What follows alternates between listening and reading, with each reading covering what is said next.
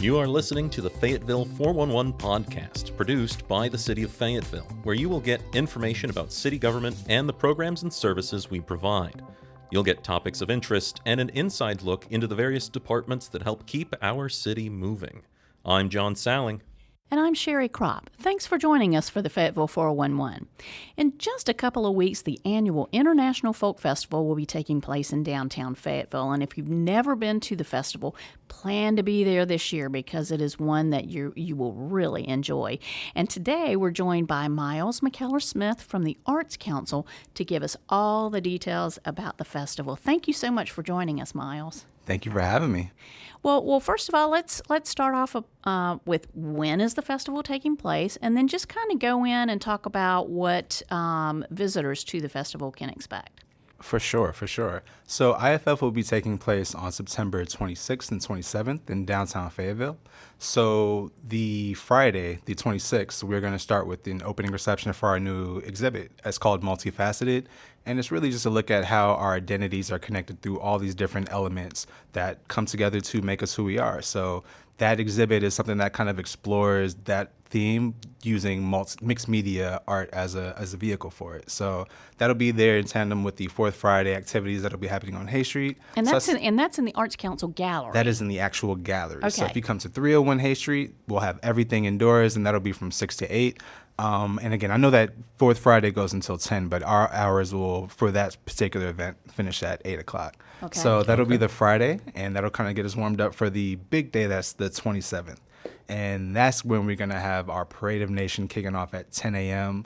That'll run about 2 hours. And when that's finished, the rest of the festival footprint will open up. So we'll have the promenade open up with a bunch of food vendors, tons and tons of food, over 25 different food vendors that'll be there representing over 30 different types of cultures. We will have plenty of entertainment, different performances leading up to a main stage performance that's presented by the Sandhills Jazz Society. And we have a kids area as well, which is awesome because you got to have, the family fun. We'll have a bounce house for people and stuff like that, as well as a instrument petting zoo that is presented with the Fayetteville Symphony Orchestra. So just a ton of things. I know we can get into a little bit more of it as well. Yeah. Well, I have to say that the Parade of Nations is one of my favorite parts of the festival, just because you get to see all of the costumes from around the world, and they're really beautiful, nice and colorful. So let's talk about the Parade of Nations. How many countries do you have participating in that?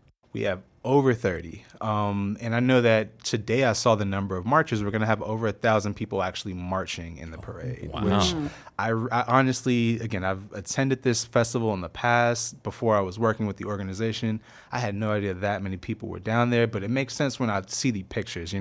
It's one thing to just see what that number looks like, but then actually seeing the number, it hits you differently. So I know that we'll have over 1,000 people actually marching, and to your point, it's just a chance for people to really show their pride in their cultural heritage. It's if you just sit there and you just watch all the different groups go by, it's just this assortment of beautiful colors. The wardrobe that people have, and just how well everyone takes care of all their stuff that's being passed down, or if they have to replicate anything. Just again, I think that the word that I keep thinking of whenever I think about this is pride, because people truly are so proud of where they come from, but they're also proud to be able to show that and share it with others. Mm-hmm. Sure. Mm-hmm. And so kind of from your perspective and through your eyes, what is the International Folk Festival all about?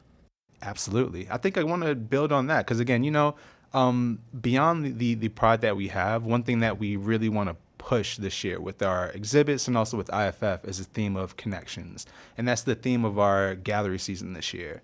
And I think that IFF becomes one of the events that is a clear example of where we have a chance to connect with people. And it's not just in the sense of, okay, my folks are from this area, or I'm a native of this area. It's, hey, this is the food that we eat. Here are some songs that we sing. Here are some dances, and it's just a different way to engage with that. So it almost feels like a really big family reunion where everyone just comes together and just smiling and ready to share what they have to offer. And again, I think that the parade is a great way for us to kind of kick off that feel for the day before people go and again experience the other performances and take in the food.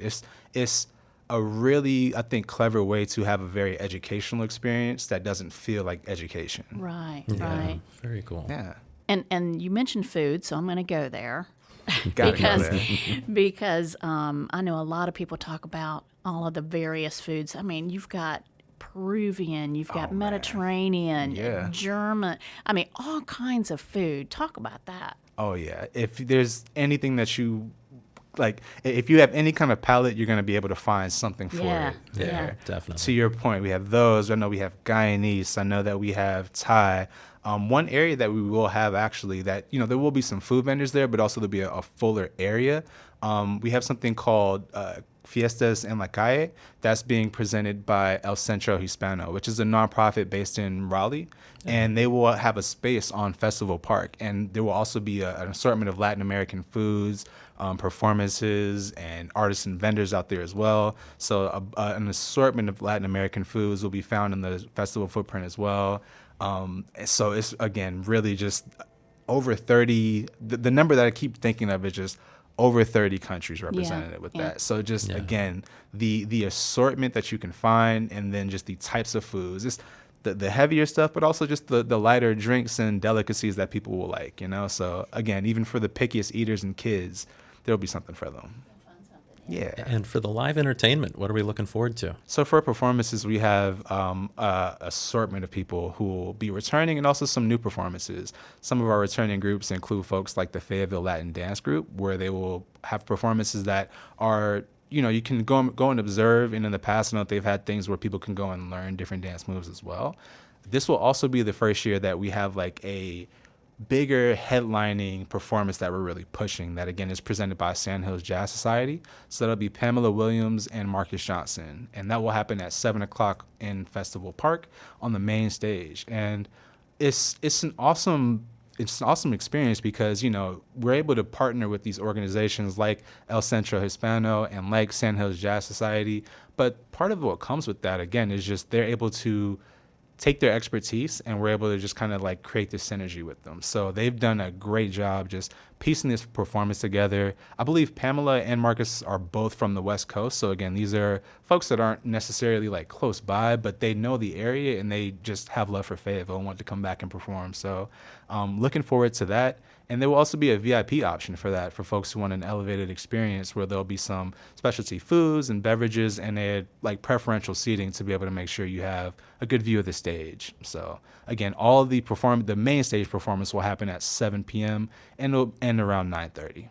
Okay. And then there's also little performances taking place all around the footprint of the park, right? Yeah, we have a couple of different stages. So we'll have the full performance schedule out about mid of the week next week, once everything is kind of locked in terms of times. But again, dance, we have roaming mimes, we have singers, just an assortment. And also we have live art. I don't want to get too caught up in the performance of it. We have some folks who will be on Festival Park actually making pieces at the beginning of the time, around noon, until about 7 or so when the actual performance begins. So if you just want to go and sit around and watch people paint as well, you have the option. And what other kind of cultural activities could people look forward to? Yeah, definitely. So again, the big thing I would say is beyond the parade and the food, you should definitely check out the artisan market. That's where we're going to have a ton of local artists who are going to be promoting some of their handmade trinkets. We have henna tattoos. We will have face painting. Just again, that's really where we get into the weeds of all the different type of artisan experiences that you can get. I think you're going to be able to find in the arts market. So I think that would be the best way that I can break it down for people who maybe haven't been there before. You have your arts market where you can go and find your shopping goods and the things, maybe you're trying to do some early Christmas shopping, things like that. You have your food, which is going to mainly be on your promenade right here near your office. And then you're going to have performances where there's a main stage one, but also we have performances that are going to be all around the festival footprint. And again, even some of them moving around, not necessarily stationary like our mime. And in the past, we've had other performance artists who have kind of just moved through the crowd and make sure that wherever you were, you got a sense of, the excitement that was happening. Sure. And that international spirit. Absolutely. And so let's go over the footprint. So the parade itself takes place on Hay Street. Correct. That's on that Saturday, and the fourth Friday and the exhibit that you have, that's takes place on Friday. That's in the gallery. Absolutely. Right? And then after the parade, you kind of move down to the Festival Park area, and on the promenade is where all of the delicious food is going to be, right? Exactly. And the vendors and things like that. Yep. Once you walk on the promenade up, you'll see all the food vendors, and then I'll lead you into Festival Park, where you'll be able to see the calles and fiestas en la calle, and also the live arts market and the kids area will all be in Festival Park proper. So Well, let's talk about the kids area. Yeah. What do we have for them? Giant bounce house. That's definitely I know that'll be the there you go. And the fun part becomes that's like the visual representation for people when they're out there, just to know that that's where they can find more kids areas. But one thing that I know we're bringing back this year is the instrument petting zoo with Fayetteville Symphony Orchestra. Oh, nice. And it's just this awesome opportunity for kids to come and see instruments up close. I know that, once you get into middle school and high school, of course, it's easier to access those, but for all ages, just being able to see what those options are. We're really lucky to have a organization like FSO who are just so willing to come out every year and do that and just share their mission too. That's again another moment where the missions of two different organizations can kind of combine very organically. So we're really excited for the kids to come back out and enjoy that. Again, that'll all be in Festival Park. It'll be accessible if you have strollers, so please come on out. And the festival is just one example of what the Arts Council brings to our community every year. Could you tell us a little bit more about what else the Arts Council does? Absolutely. So the Arts Council really is here for the arts and culture of Fayetteville, Cumberland County. If you are an individual artist, we have funding for you to be able to continue to pursue your art career. We have different types of grant programs to be able to, attack different type of needs that you have. We also have funding for organizations that are looking to put on different arts and culture events. You don't particularly have to be an arts and culture organization to apply for some of those, but again, they are there if you're trying to promote the arts here in the area and just bring that into Fayetteville. Beyond that, we have our Artists in Schools program, which is our longest standing program. We do that in partnership with Cumberland County Schools, and that's where we're able to get teaching artists into the schools teaching integrated arts curriculum. And the cool thing about that is at no cost to the school. They have a ton of free options. There are some that are paid, but again, the baseline of them, everyone has the option to bring an artist there for free, and the artist is always paid. So we're never asking the artist to go and do pro bono work on that end. We make sure all of them are compensated. And just the amount of positive effects that have been shown when we combine art with education and combine the two and create these integrated programs, there have just been countless studies on that. So it's just one of the programs that we're really proud to continue to push. On the other end of that, we have a program for seniors that we started about a year ago called Arts Resources for Elders, which is essentially the same kind of thing, but it's happening at some of the senior centers. I know Senior Center East, I believe that's right over there by Fayetteville State, was open last year. And we had a few programs that have gone through there. So again, really just trying to make sure that arts education arm of what we do is not only focusing on one area, but making sure we're getting all areas of need. And then I think the biggest thing that people probably know us for are our galleries. People we get the comment a lot that we only do visual arts. And I think that a lot of times that's why. But that's another thing that we really are proud to continue to do is make sure that we're offering a place for people to come and see just quality art, come and see art that's made by people in the neighborhood, in the area. But also we do, most of our calls are national calls. So there are times where we get folks sending in work from California, Texas, wherever, if they just feel behooved to do so. Mm-hmm. But it's just an area where we can make sure that access is there and it's completely free. So yeah, that's what I was going to say. There's no cost to going into the gallery and looking around in there. Exactly. And when you stroll downtown, you can also see these public art pieces, which I believe you guys are very involved with that, right? We are. And we actually just have our newest set that was just revealed recently. Artscape 9 is all out and about downtown. So if you go out there and you see, I think the big one that folks see on Hay Street is Red Bear. So as you're driving down there, you'll see a big red bear. Depending on which side you're going, might be on the right or the left. But that's also a sign that that's our building, 301 Hay Street. So it's right in front of the gallery. And so we used to tell them, look for the red door. But now we say look for the big look red for bear. the red bear. You Yeah, know, there it's a we little go. bit more fun. And the thing about those pieces in particular, though, are just when you see them from afar, it looks incredible and it's awesome. But then you walk up close to it and you see the craftsmanship of how it was made, and it just kind of makes you take a pause for the moment and just take it in, you know? So we're really happy to continue to offer that to downtown Fayetteville. And can you give your perspective on, like, why support the arts in Fayetteville in this way? Why put the art in downtown? Why do we want to kind of put it in front of people, put it in people's ears? Yeah, John, you guys don't have enough time on this podcast for me to go through all the reasons for that. But I think that you can look at it from a few different angles. But the one that we really kind of focus on is just when we think about quality of life and we think about just the pride that we take in our area, in our communities, the arts become a very easy access point for that. You know, when you have things like theater, it makes people, it gives an option for people to have things to do locally beyond just going to a movie theater, which, you know, I'm film buff. I absolutely love that, but just local theater is important. So having that gives people a certain sense of pride when they can go to a local concert and see that. Just really what I'm getting at is when they don't have to go towards these bigger markets to be able to have a good source of entertainment, you feel a little bit better about your area. The arts also really becomes an avenue to engage with so many different people and talk about so many different things. So I think that the arts are a very vital part of our community. And I think that we are in a very unique position to not be the holder of the arts. You know, the Arts Council isn't like the one, we're not the group that tell you like what is art or what is not. We're just here to make space and make sure you have the capacity to do it. So we're here to elevate the arts. We're here to elevate tourism around here because we think that the arts are a really big driver of economic impact. You know, we've done a survey last year that's on our website that shows all the different numbers of it, but just the arts are just an integral part of all that we do here. So we want to continue to really just be an advocate for that. Yeah, and kind of literally and figuratively adding some color to the area, something for people to appreciate. Literally and figuratively, that's it, you know, and especially when we think about things like Artscape, that's what we're doing, but just it's easier to access. So. And when you talk about economic impact, the Folk Festival is a good example of that. Look at how many people come from other areas to the festival.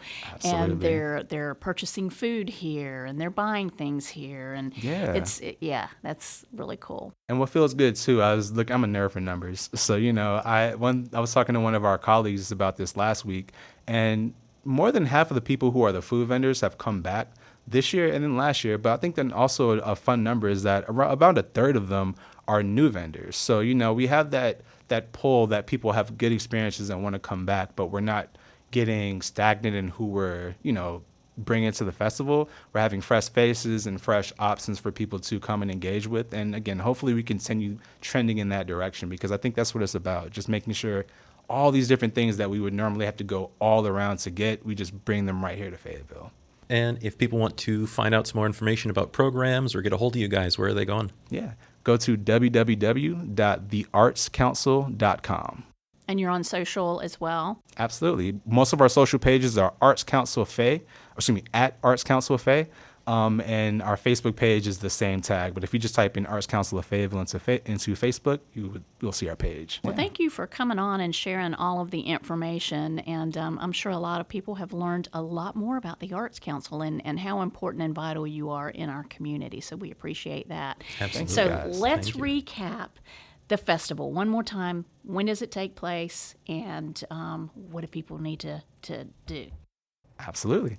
So the International Folk Festival will take place on September 26th and 27th.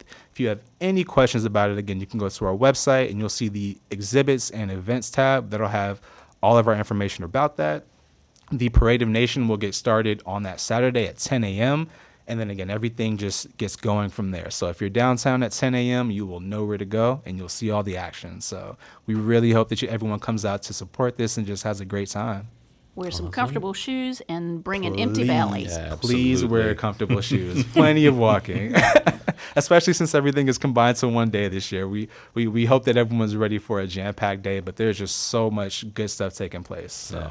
And so many new foods to try. Oh, absolutely. You know we'll be out there trying them. Thank you so much, Miles. Thank you to you both. Thank you.